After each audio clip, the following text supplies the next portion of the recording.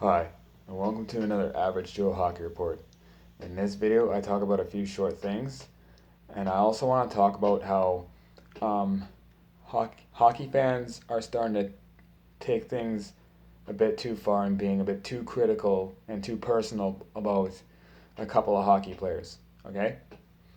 So, I haven't yet necessarily made a series prediction on the Colorado Vegas series and a Boston New York Islanders series, and three games have already gone in, and it's a bit. I feel like it's a bit late to do a preview, so I'm gonna say um, Colorado wins their series in seven, and Boston wins their series in seven as well.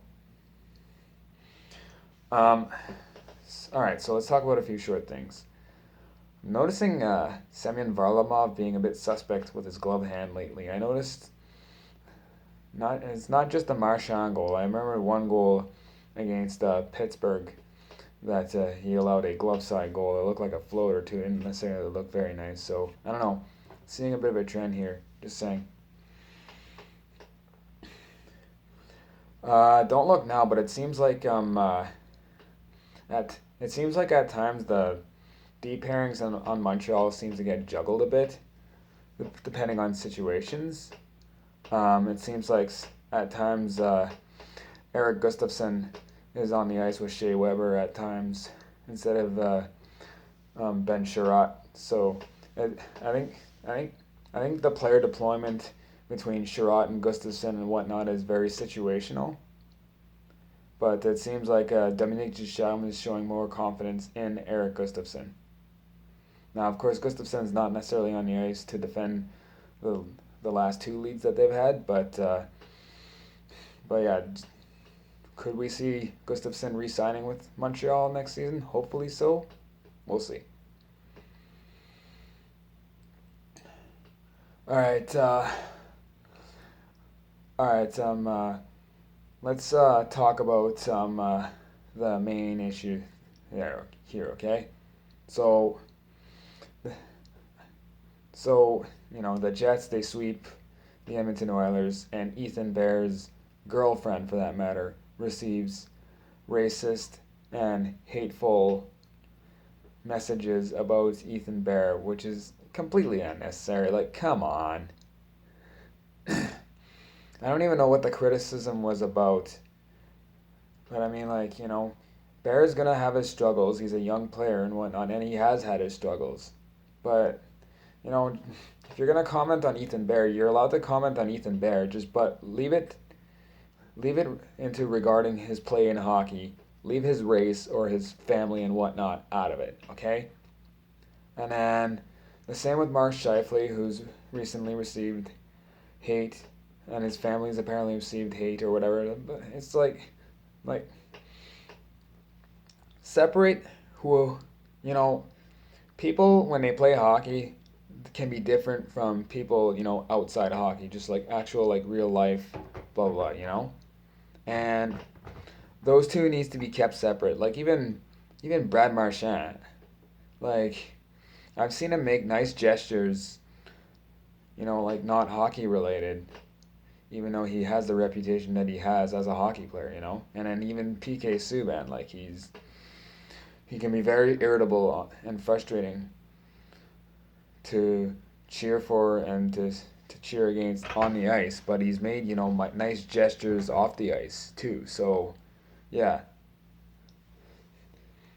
and I don't know, it's absolutely stupid in regards to both plays. Like Bear makes the um, breakout pass to McDavid and then goes on a change, and then McDavid turns the puck over. So how's that Bear's fault? Like how's he supposed to know that Pionk is supposed to intercept McDavid's play or whatever, and then spring Kyle Connor on the other way, for the series clincher.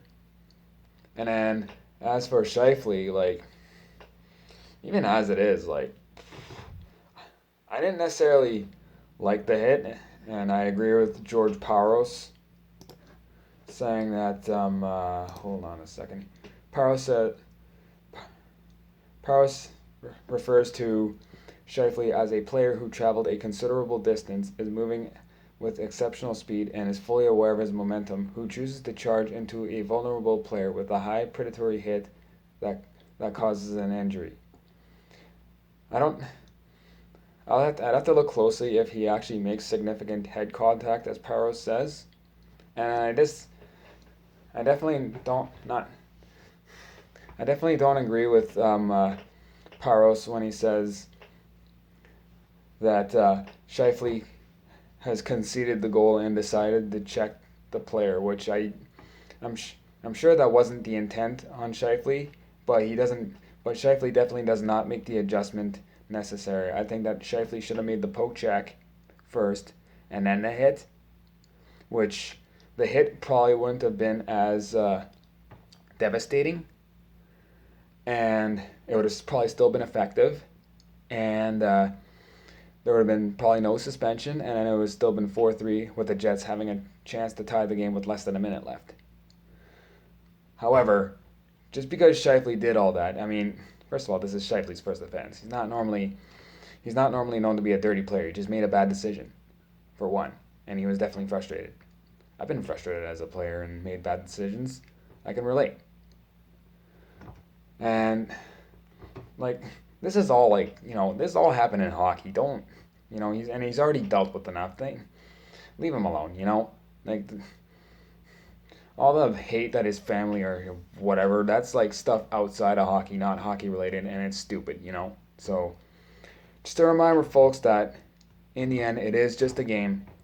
I know it's a competitive game. I know these are professionals, but they're human too. All right. So this video is based on opinion, and you may not agree with what I have to say and whatnot. So remember, if I'm wrong, don't belittle me. Educate me. Take care, everyone, and follow my Instagram page, Average Joe Hockey Report, and my YouTube channel, Marty Tommy.